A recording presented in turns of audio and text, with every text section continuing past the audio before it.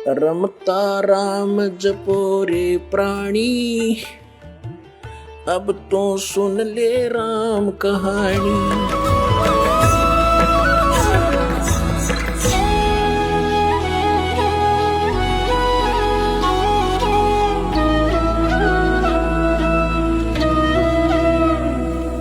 परम पिता परमात्मा पूर्ण ब्रह्म सर्व सृष्टि रचनहार कबीर परमेश्वर जी, ये हम सभी के जनक हैं। ये हम सभी आत्माओं के पिता हैं, उत्पत्ति करता है।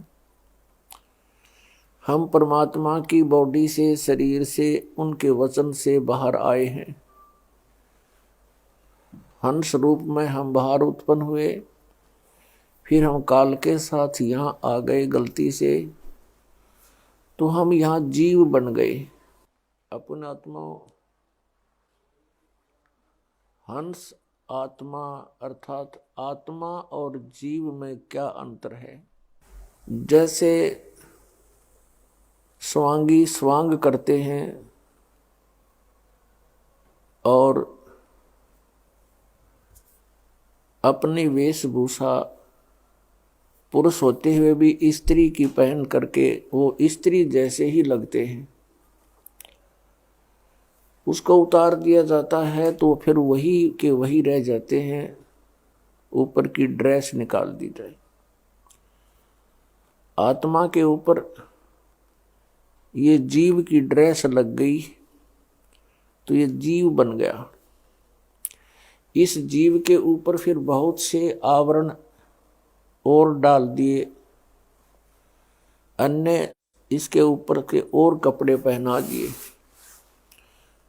तो ये जब तक इन कपड़ों के अंदर है तब तक ये भिन्न भिन्न प्रकार के रूपों में रहता है, जीव कहलाता है। और ये जब सभी इसके ऊपर से ये स्वांग वस्त्र उतर जाते हैं तो फिर ये आत्मा ही रह जाता है। परमात्मा बताते हैं कि मेरे हंसा भाई, हंस रूप था जब तू आया, अपना स्वरूप अब भूल में भूला था जीव कहाया। अब हमने फिर से इन सभी स्वांग को त्याग कर उसी सतिथि में पहुंचना है, हंस आत्मा की सतिथि में। जब तक हम जीव हैं, हमारे अंदर जितने ये आवरण चढ़े हुए हैं, इनके कारण हम अच्छी तरह अपने आप को नहीं समझ पाते। हमारे अंदर बहुत से विकार विद्यमान रहते हैं। परमात्मा ने आकर के हमें ये जानकारी दी है कि तुम यहाँ काल के लोक में रह रहे हो और इस स्थान पर तुम कभी सुखी नहीं हो सकते। प्रत्येक प्राणी सुख की खोज में है। उन्होंने सुख को कौन सी दृष्टिकोण से तोल रखा है? अब जिसके पास संतान नहीं है वो सोचता है मेरा संतान हो जाए मैं सुखी हो जाऊंगा। जिसके आंखें नहीं है वो ये सोचता है भगवान मुझे आंखें दे, मैं सुखी हो जाऊंगा। निर्धन ये सोचता है कि मेरे पास धन हो, मैं सुखी हो जाऊंगा। रोगी ये सोचता है मैं रोग मुक्त हो जाऊं, मैं सुखी हो जाऊंगा। पुण्यात्मा, ब्लाइंड मैन इन आंखों वालों से पूछ ले कि वो कितने सुखी है। जिनके संतान नहीं है वो संतान वालों से पूछ ले वो कितने सुखी है। धनवानों से पूछ ले निर्धन के वो कितने सुखी हैं। और धनवान सोचते हैं राजा लोग सुखी हैं क्योंकि इनकी कमांड चलती है। इन राजाओं से पूछ लीजिए, कोई सुखी नहीं। राजा लोग ये सोचते हैं सुख तो स्वर्ग में होता है। स्वर्ग के देवता सोचते हैं कि इंद्र को सुख होगा। इंद्र महादुखी, उसकी हिस्ट्री पढ़कर देखो इतिहास में, पुराणों में। इंद्र सोचता है कि ब्रह्मा विष्णु सुखी होंगे। ब्रह्मा विष्णु महेश की जीवनी देख लो कितने सुखी हैं। देवी पुराण के अंदर ब्रह्मा जी पूछते हैं विष्णु जी से कि आप देवेश्वर हो। ब्रह्मा की सोच से वो विष्णु जी को सर्वेश्वर मान रहा है और कह रहा है कि आप किसका ध्यान लगाए बैठे हो, समाधि लगाते हो। विष्णु जी कहते हैं कि मैं अधिकतर समाधि में रहता हूँ, तप करता हूँ और फिर राक्षसों के साथ युद्ध करता हूँ, उनको मारता हूँ जो दुखदाई तत्व हैं।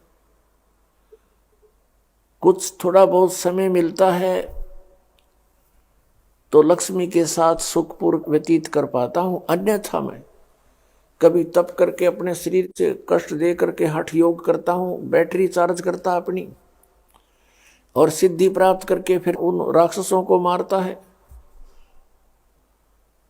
अपने पाप इकट्ठे करता है। देखो पुण्यात्माओं, विष्णु सुखी नहीं, ब्रह्मा और शिव एक कैटेगरी के समझो, शिव जी सुखी नहीं। जैसे एक समय भस्मागिरी तपस्या कर रहा था, शिव जी का उपासक शिव जी से भस्म कंडा मांग लिया और उसी के पीछे पड़ दिया कि मारूंगा तुझे, पार्वती को पत्नी बनाऊंगा। तो शिव जी कहाँ सुखी? परमात्मा कहते हैं तन दर सुखिया कोई नहीं देखा, और जो देखा सो दुखिया हो। उदय अस्त की बात करे मैंने सबका किया विवेका हो। घाटे बाद सब जग दुखिया के गृहस्थी बैरागी हो। और सुखदेव ने दुख के डर से गर्भ से माया त्यागी हो। जंगम दुखिया योगी दुखिया तपस्वी को दुख दूना हो। आशा तृष्णा सब में व्यापै कोई महल ना सुना हो। साच कहूं तो जगनी मान झूठ कही ना जाई हो। ये ब्रह्मा विष्णु शिव जी दुखिया जिन ये राह चलाई हो। सुरपति दुखिया भूपति दुखिया रंक दुखी बपरीति हो। कह कबीर और सब दुखिया एक संत सुखी मन जीती हो। यदि तुम यहां सुख खोज रहे हो वो आपकी भारी भूल है। परमात्मा ने अपने सच्चिदानंद घनब्रह्म की वाणी में, कबीर वाणी में कहा है, उसमें कुछ फार्मूले बताए हैं इस काल के लोक में जीने के लिए और आत्म कल्याण करवाने के लिए। इस फार्मूलों में से एक ये भी फार्मूला है कि ज्यों राखे त्यों ही रहूं, हमरा क्या चारा, और खाने जाद खरीद हूं गुलाम तुम्हारा। परम संत की खोज करके उस पूर्ण परमात्मा की भक्ति में लीन हो जावे और फिर परमात्मा से यही प्रार्थना करे कि जैसे आप रखो प्रभु अपने बच्चे को, उसी तरह रखना। जो राखो तो ही रहूं, जैसे राखोगे ऐसे ही रहूंगा मैं। और फिर कहते हैं राज्य क्रमता राम की रजा धरे जो शीस। दास गरीब दरस परस तिस बैठे जगदीश। परमात्मा की रजा में राजी रहे, प्रसन्न रहे, जैसे भगवान फिर रखे। जैसे जब तक हम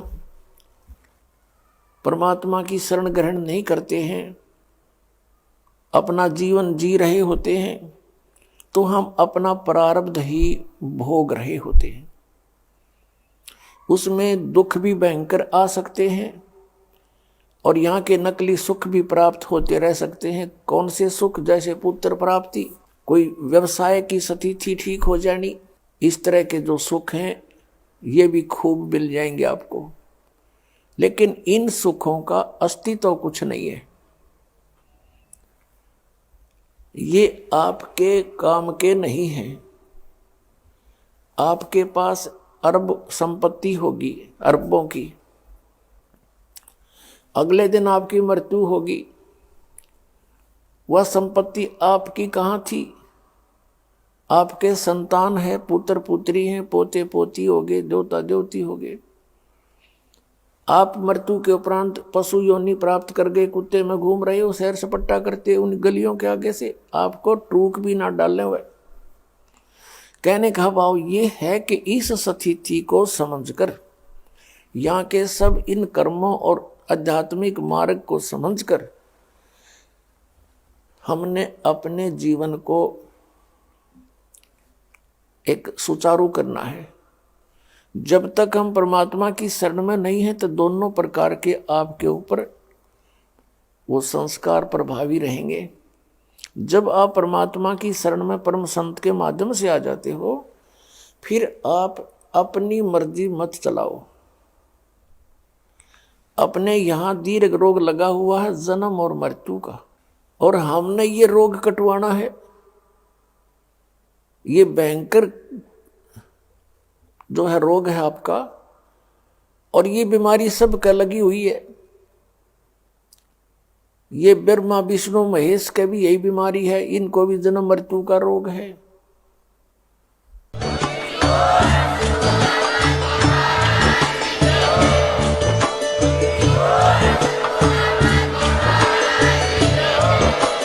आप सुन रहे थे जगत गुरु तत्वदर्शी संत रामपाल जी महाराज जी के मंगल प्रवचन। अधिक जानकारी के लिए विजिट कीजिए हमारी वेबसाइट www.jagatgururampalji.org। संत रामपाल जी महाराज जी के शुभ आशीर्वाद से पूरे विश्व भर में 500 से भी ज्यादा नाम दीक्षा केंद्र हैं, जिन पर संत रामपाल जी महाराज जी द्वारा ऑनलाइन निशुल्क नाम दीक्षा दी जा रही है। अपने नजदीकी नाम दीक्षा केंद्र का पता करने के लिए संपर्क करें 8222880541।